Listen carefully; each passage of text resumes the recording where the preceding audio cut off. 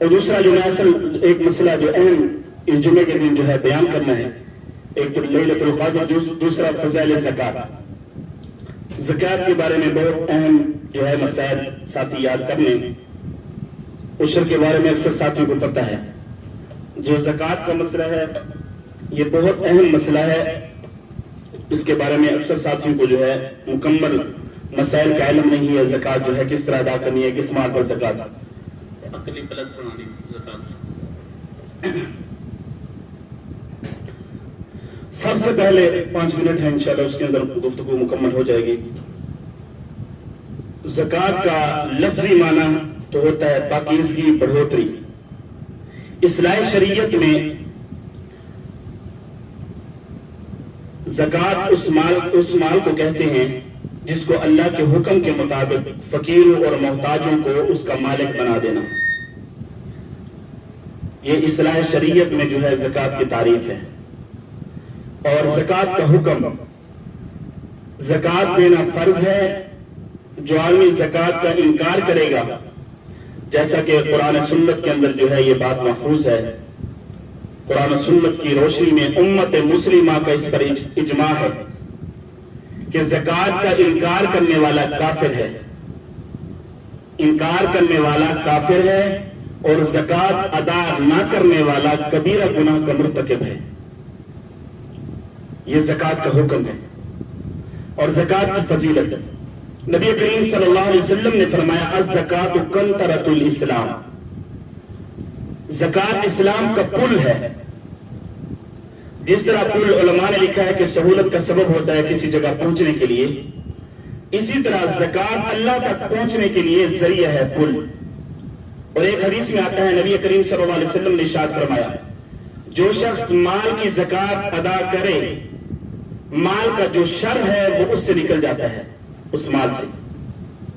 اور اسی طرح ارشاد فرمایا اپنے مالوں کو زکوٰۃ کے ذریعے سے محفوظ کرو، اور اپنے بیماروں کا صدقے سے علاج کرو، اور بلا اور مصیبت کو دعا اور اللہ کے سامنے عاجزی اور انکساری سے اس کا استقبال کرو۔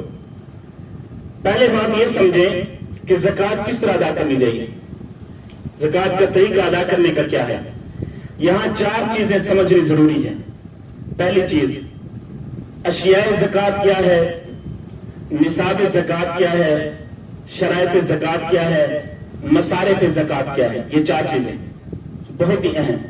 اشیاء زکوٰۃ کیا ہے، نصاب زکوٰۃ کیا ہے، شرائط زکوٰۃ کیا ہے، مصارف زکوٰۃ کیا ہے۔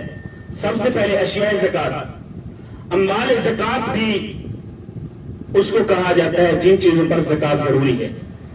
اشیاء زکوٰۃ 4 چیزیں ہیں، سونا، چاندی، نقدی، مال تجارت۔ یہ 4 چیزیں اشیاء زکوٰۃ ہیں، اموال زکوٰۃ، سونا، چاندی، نقدی، مال تجارت۔ سونا جس حالت میں بھی ہو، اور اسی طرح چاندی بھی جس حالت میں بھی ہو، چاہے زیور ہو، ڈلی ہو، اور اسی طرح خالص ہو یا ملاوٹ والا ہو۔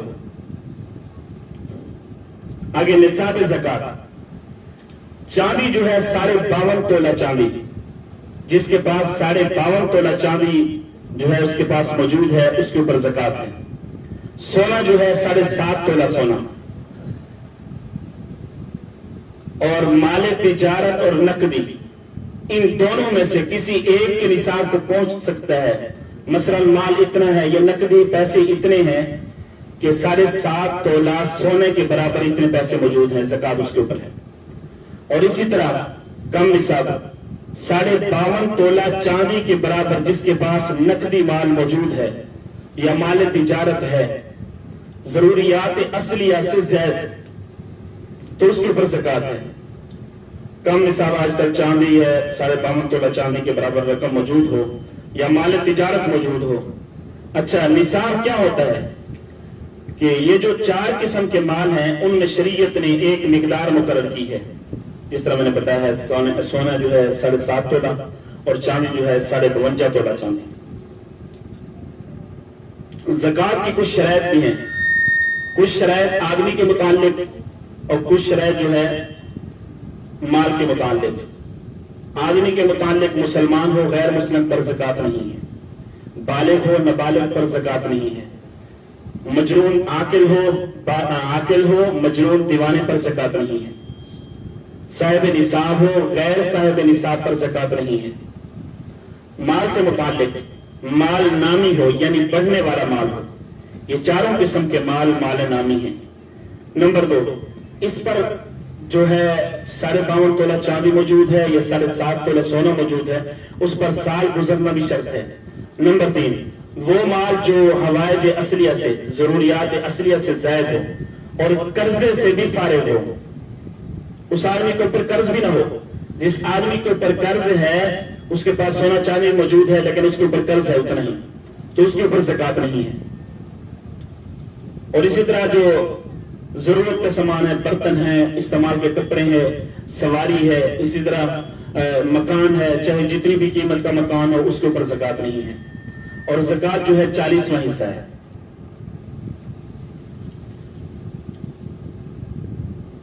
مختصر آپ کے سامنے بیان ہو جائیں گے، اگر کسی کو سمجھ نہ آئے تو بعد میں پوچھ سکتا ہے۔ مصارف زکات، مصارف زکات کیا ہیں کہ کن کن کو دینی جو ہے زکات چاہیے؟ انما الصدقات، قرآن میں ہے، للفقراء والمساکین والعاملین علیہا والمؤلفۃ قلوبہم وفی الرقاب۔ فرمایا فقیر اس کو کہا جاتا ہے جس کے پاس تھوڑا مال نصاب کے برابر نہ ہو، تھوڑا مال ہو۔ مسکین اس شخص کو کہتے ہیں جس کے پاس کچھ بھی نہ ہو۔ مقروض، جس کے پاس لوگوں کا قرض ہو اور اس میں قرض ادا کرنے کی طاقت نہ ہو، اس کو بھی دے سکتے ہیں۔ اسی طرح وہ مسافر جو حالت سفر میں ہو۔ اس طرح مدارس کے طلباء میں یاد رہے، یتیم، مسکین، ہر قسم کے غرباء طلباء مدارس کے اندر موجود ہوتے ہیں۔ تو آج کل جو آپ جو ہے دیکھ رہے ہیں موبائلوں کے اندر، میڈیا کے اندر دیکھ رہے ہیں کہ لوگوں نے دسترخوان لگائے ہوئے ہیں شہروں میں، تو یہ تو ایک دفعہ جو ہے دسترخوان لگاتے ہیں لوگوں سے چندہ اکٹھا کر کے زکات ادا کر کے، ان لوگوں کو زکات نہیں دینی چاہیے۔ تو ایسے مدارس میں جو ہے پورا سال دسترخوان لگتے ہیں، اور دن میں 2-3 مرتبہ دسترخوان لگتا ہے مدارس میں، اور جہاں 2-3 مرتبہ دسترخوان لگتا ہے اور وہاں جو ہے مسکین طالب علم بھی ہے، یتیم طالب علم بھی ہے، غریب طالب علم بھی ہے، اور مستحق لوگ ہیں، طلباء جو پڑھنے والے ہیں، تو ان کو بھی یاد رکھنا چاہیے اس جو ہے موقع کے اوپر زکات عشر جو ہے صدقہ خیرات ہے۔ اور دوسرا حدیث میں ہے، آخری بات، یہ زکات کے مسائل آپ کے سامنے بیان ہوئے ہیں، جس ساتھی کو سمجھ رہا ہے یہ پوچھنا ضروری ہے، پوچھ لیا کریں، دکاندار ہیں، تاجر حضرات، اس طرح پوچھ لیا کریں زکات کے مسائل۔ حدیث میں ہے کہ روزانہ صبح کے وقت آسمانوں سے 2 فرشتے اترتے ہیں۔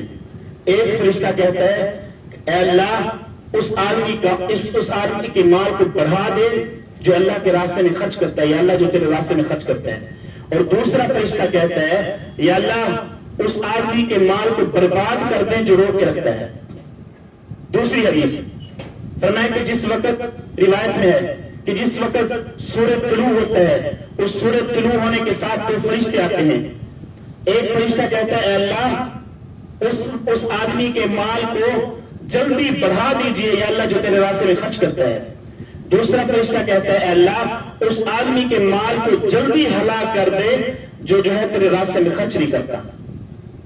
تیسری حدیث کہ فرمایا کہ ایک روایت میں ہے کہ روزانہ اللہ نے 2 فرشتے مقرر کی ہیں جو ہے روزانہ یہ دعا کرتا ہے یا اللہ اس آدمی کے مال کو بڑھاتے رہیں، بڑھا دے اس آدمی کے مال کو جو تیرے راستے میں خرچ کرتا ہے، اے اللہ اس آدمی کے مال کو ہلاک کر دے، برباد کر دے جو تیرے راستے میں خرچ نہیں کرتا۔ دیکھو بدعا کرنے والے کون؟ دعا اور بدعا کرنے والے فرشتے۔ تو زکات جس کے اوپر بنتی ہے زکات ادا کریں، مکمل زکات ادا کریں۔ اگر 1 روپیہ بھی زکات کا رکھ لیا باقی تمام مال کو ہلاک کرنے کا سبب بن سکتا ہے۔ عشر کا 1 دانہ بھی رکھ لیا باقی تمام عشر کو ہلاک کرنے کا ذریعہ بن سکتا ہے۔ جس کے اوپر عشر بنتا ہے پورا عشر ادا کرے، جس کے اوپر زکات بنتی ہے پوری زکات ادا کرے۔ اس طرح صدقہ فطر ہے، فطرانہ جو ہے 2 کلو گندم ایک آدمی کے اوپر اگر پیسوں کے حساب سے دیں گے تو 200 روپیہ بنتا ہے، 4000 یعنی احتیاطاً 4000 کا ریٹ اگر ہو گندم کا تو 200 روپیہ بنتا ہے۔ اگر میں 2 کلو گندم 200 روپیہ احتیاطاً کہہ رہا ہوں، 3700 روپے بھی ہے، 3800 بھی ہے گندم، تو 200 روپیہ احتیاطاً ایک آدمی کا فطرانہ۔ اگر گندم کے حساب سے دیں گے تو 2 کلو گندم عید الفطر سے پہلے ادا کرنا ضروری ہے تاکہ یتیم مسکین غربا لوگ ان لوگوں کی بھی عید ہو جائے. اللہ مجھے اور آپ کو عمل کرنے کی توفیق نصیب فرمائے. ما علینا الا البلاغ المبین. ہمارے مدرسے میں عید الفطر کی نماز انشاءاللہ جو ہے اگر ہو گئی جمعے کو تو انشاءاللہ 7:30 بجے ہوگی انشاءاللہ.